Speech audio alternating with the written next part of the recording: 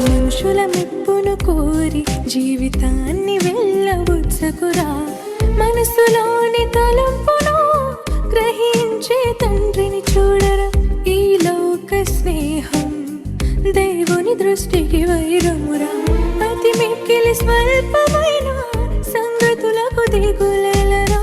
ఘనము ధనము మహిమను ఇవ్వలేవురా.